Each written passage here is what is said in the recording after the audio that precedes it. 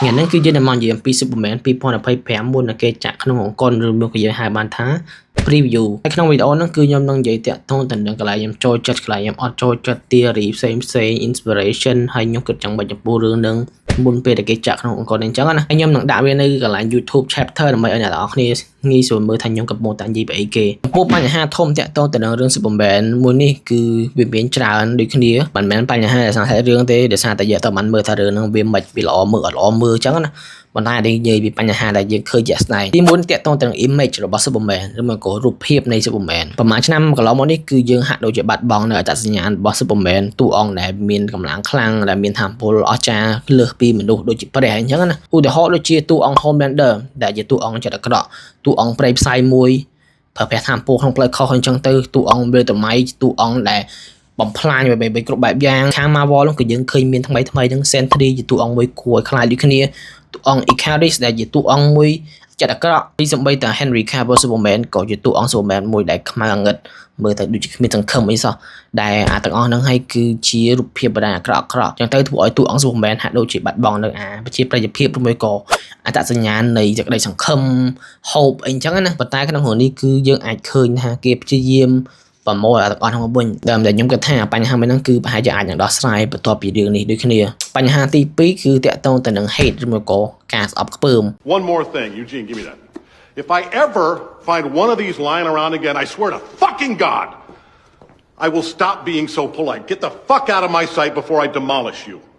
ពីមុនខ្ញុំគិតថាគូសត្រូវរបស់ DC ប្រកាសថាច្បាស់ជាខាង Marvel ឬមួយក៏ខាង comic book អីផ្សេងតាក់ទងទៅនឹង superhero ប៉ុន្តែមកដល់ពេលឥឡូវហ្នឹងវាចម្លែកត្រង់ថាអ្នកដែលស្អប់ DC ពិតប្រាកដហ្នឹងគឺ fan DC ខ្លួនឯងវិញដែលវារៀងគួរអស់សំណើចតិចដែរស្អប់នេះមិនមែនតែស្អប់ចំពោះ James Gunn ទេគឺដោយទាំង David Corenswet ទៀតហើយគ្មានពីណាគេទេក្រៅពី fan របស់ Zack Snyder ហើយនិង Henry Cavill Superman ចាស់យើងនឹងបន្ទាប់ពី Snyderverse ត្រូវបានរលាយសាបសូន្យហើយបើសិនចង់ដឹងថាលាយមិនមានរឿងអីកើតឡើងអាចទៅមើលវីដេអូរបស់ Film Nerd បានដែរគាត់បញ្ចូលរបស់ក្បាយមែនទែន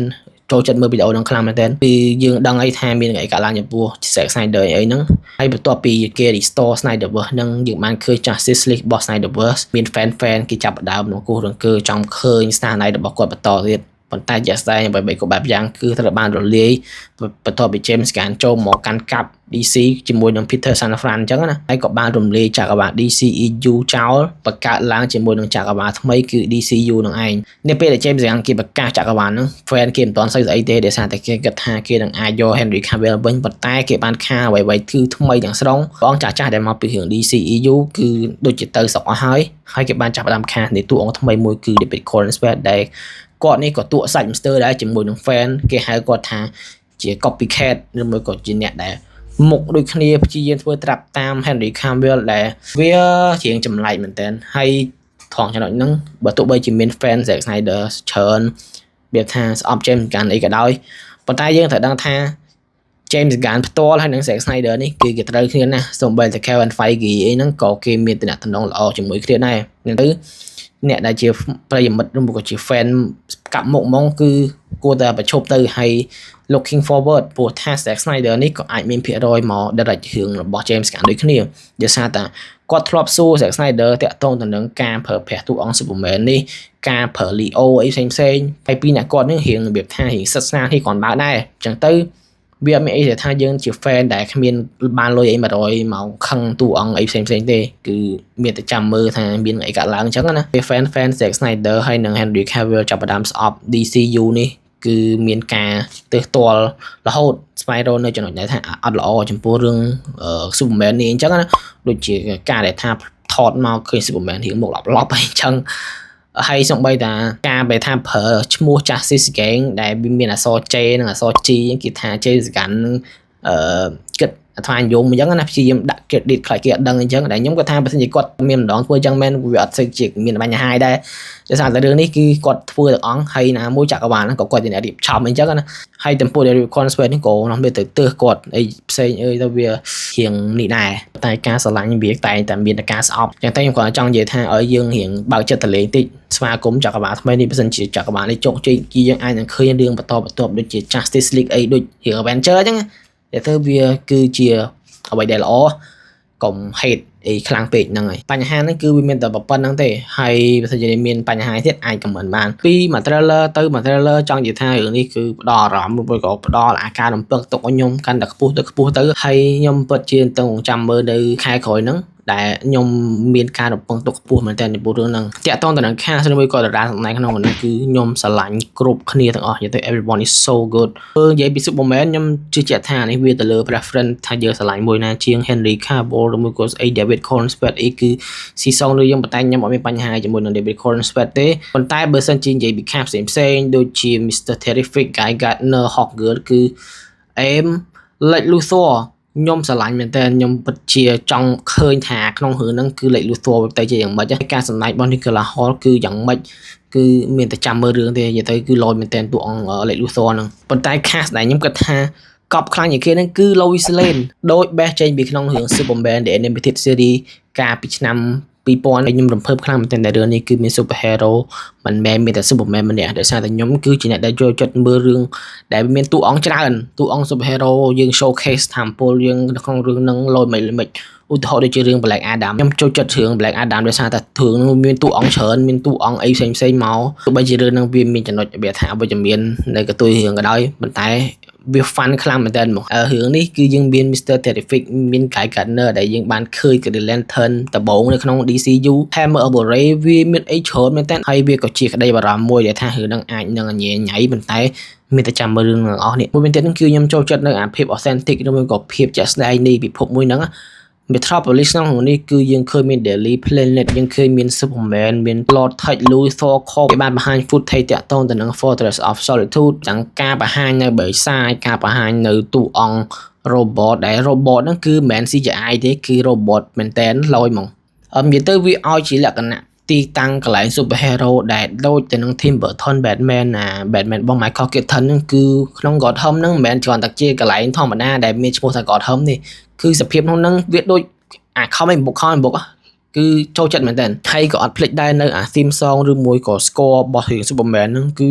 ខ្ញុំនិយាយតាំងពីអាវីដេអូខ្ញុំធ្វើ reaction មុនហ្នឹងគឺចូលចិត្តហ្មងហើយចំណុចចុងក្រោយហ្នឹងគឺរឿងនេះចេញមកពី James Gunn តែសេខ្លួនឯងដឹកនាំខ្លួនឯង produce ខ្លួនឯងនិយាយទៅធ្វើចេញមកពី James Gunn ជាការបើកទំព័រនៃ DCU និយាយទៅយើងមានតែចាំមើលថា James Gunn គាត់ប្រើប្រាស់រូបមន្តដដែលដើម្បីមកធ្វើរឿងហ្នឹងមកពីរឿងចាស់ៗរបស់គាត់ដូចជា Guardian of the Galaxy ឬមួយក៏គាត់ធ្វើអីថ្មីហើយចាប់ផ្ដើមពិភពមួយនឹងឲ្យវាមានលក្ខណៈថាផ្លូវទៅមុខអីចឹងណាតែខ្ញុំក៏ស្រឡាញ់នៅស្នាដៃចេញពី James Gunn ដែរហើយចាំមើលមួយនេះទៀតគឺមានទៅជាយ៉ាងណាអញ្ចឹងទៅបើទោះបីជាវិជ្ជមានខ្លាំងចំពោះរឿងនេះប៉ុន្តែខ្ញុំក៏វាមានកន្លែងដែលខ្ញុំអត់ចូលចិត្តដូចគ្នាទីមួយហ្នឹងគឺឈុតរបស់ Superman តែខ្ញុំក៏ជាមនុស្សម្នាក់ដែលមិនមែនជា fan ខ្លាំងចំពោះឈុតមួយនេះទេខ្ញុំអាចនិយាយបានថាឈុត Henry Cavill របស់ Zack Snyder ហ្នឹងគឺនៅលើពពកអីគឺឈុតហ្នឹងស្អាតខ្លាំងប៉ុន្តែឈុតនេះគឺកន្លែងខ្ញុំទើសចិត្តខាង plot ហ្នឹងវាមិនមែន Leo ទេដោយសារតែ Leo ហ្នឹងក៏គេបានបញ្ចូលប្រាប់យើងដែរហើយខ្ញុំក៏ធ្លាប់បានប្រាប់ថាអាហ្នឹងគឺជា signature អាឈុតរបស់គេតាមពីរឿង comic book ដំបូងម្ដងក្រោយៗហ្នឹងគ្រាន់តែថាអាការដក Leo ចេញហ្នឹងវាគឺជាការចូលចិត្តរបស់ director ទេហើយកន្លែងដែលខ្ញុំអត់ចូលចិត្តហ្នឹងគឺ logo ខ្ញុំអត់ជា fan នៃ logo មួយនេះទេខ្ញុំយល់ថាគេយក inspiration មកពីរឿង Kingdom Come គេព្យាយាម put inspiration ច្រើនមែនទែនពីក្នុងរឿងផ្សេងៗមកធ្វើជុតមួយនេះឡើងដូចខ្ញុំបង្ហាញដល់អ្នកនេះមកពី New 52 ផងមកពីរឿង Superman សេរីចាស់ផងអីផងមកពី comic All Star Superman ផង logo មួយនេះគឺមិនមែនជា logo ដែលខ្ញុំស្រឡាញ់ចូលចិត្តខ្លាំងទេអញ្ចឹងទៅវារៀងអន់ចិត្តឡើងបន្តិចបើសិនយើងនិយាយពីកៅអៅតែមុនហ្នឹងក៏គេព្យាយាមធ្វើឲ្យតែប្លែកដែរគឺយើងមើលទៅគឺ Superman នេះប្លែកជាងគេមែនពីកៅអៅហ្នឹងក៏គេអត់មានដាក់នៅសាច់ដុំដែរគឺគេប្រើរាងរបស់ David Corenswet មកពាក់មកឃើញរៀងមិនគឺអញ្ចឹងហ្មងហើយចំណុចមួយទៀតខ្ញុំស្អប់ខ្លាំងជាងគេ import ហ្នឹងគឺមួករបស់ Hawkgirl តួអង្គមួយដែលគួរចាប់អារម្មណ៍នៅក្នុងដួងចិត្តរបស់ខ្ញុំប៉ុន្តែគេយកមកពាក់មួកដូចកថោខ្ពើមួកហ្នឹងចុយណោះខ្ញុំអាចយល់ថាក្នុងនឹង Supergirl ឬមួយក៏តួអង្គ Mr. Terrific Guy Gardner គឺស្ថិតនៅក្រោមការគ្រប់គ្រងរបស់Lord Tech របស់ Maxwell Lord ប៉ុន្តែខ្ញុំសង្ឃឹមថាគេនឹងដូរអាមួកនឹងចាញ់ទៅបើសិនជា Mr. Terrific Guy Gardner គឺអត់អីទេប៉ុន្តែ Hawkgirl នេះគឺខ្ញុំសុំដូរតាមួកនឹងចាញ់ទៅអាមួកដល់វាមើលទៅវាជាលក្ខណៈ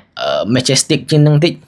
លយឥឡូវយើងទៅបន្តចំណុចមួយទៀតដែលខ្ញុំទាយថារឿងហ្នឹងគឺវា box office ឬមួយក៏វា flop វាដាំក្បាលចុះក្រោមកូនចិត្តរបស់ខ្ញុំទូចមួយគឺខ្ញុំគិតថារឿងនេះអាចនឹងផ្ទុះអាចនឹងរកបានច្រើនប៉ុន្តែនៅក្នុងហ្នឹងដើម្បីឲ្យវាសមត្ថភាព គឺខ្ញុំអាចនិយាយបានថារឿងនេះគឺជារឿងដែលរលួយបាន break even បើថាមកល្មមរួចខ្លួនហើយក៏ជាសញ្ញាល្អសម្រាប់រឿង DCU ដែរប៉ុន្តែនេះគឺជាការទូទាយទេបើសិនជាសួរថារឿងហ្នឹងគឺវាល្អមើលក្នុងកម្រិតមួយអត់គឺខ្ញុំអត់ហ៊ាននិយាយទេប៉ុន្តែខ្ញុំហ៊ាននិយាយថារឿងហ្នឹងគឺវានឹង entertain យើងនឹងកំសាន្តយើងដោយសារតែខ្ញុំមើល trailer កន្លងមកនេះគឺខ្ញុំសប្បាយខ្លាំងមែនទែនហ្មងទៅមុំទៅមើលរឿងទៀតដឹងសប្បាយប៉ុណ្ណាមែនតាឥឡូវមកដល់កន្លែងចុងក្រោយគឺតាក់ទងទៅនឹង theory នៃសាច់រឿងអត់មានអីនិយាយច្រើនទេពីព្រោះ Superman ដោយសារតែវាជារឿងដែលថ្មីចាស់តែម្ដងបើកទំព័រថ្មីនៃ DCU ប៉ុន្តែគ្រាន់តែដឹងថារឿងនេះគឺវាមិនមែនជារឿង origin របស់ Superman អីណាទេចឹងទៅ